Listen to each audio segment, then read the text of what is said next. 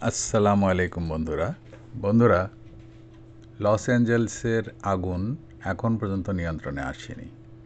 দেখুন সেখানকার অবস্থা, অনেকেই তুলনা করছেন আগের সাথে বর্তমানের। তো বন্ধুরা, এখানে দেখে মনে হচ্ছে এই শহরের উপরে কেউ পারমাণবিক বোমা ফেলেছে এবং সব কিছু ধূলিসাৎ হয়ে গেছে।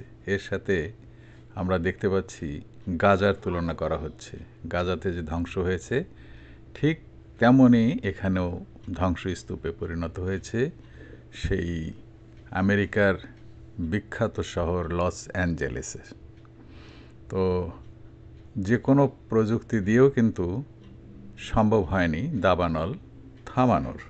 এর ভিতরেই হচ্ছে চুরিচামারি। এই যে দেখুন, চোরায় না শোনে ধর্মের কাহিনী। তারপর লুটপাট হচ্ছে, প্রচুর টাকা পয়সা।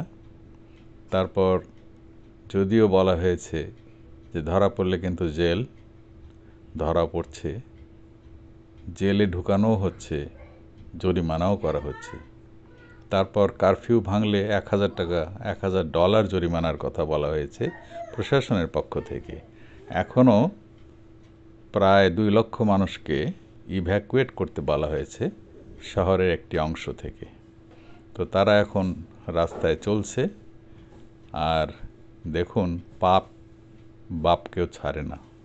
আজকে দেখুন কি অবস্থা, মানুষ পালিয়ে হুঁশ পাচ্ছে না।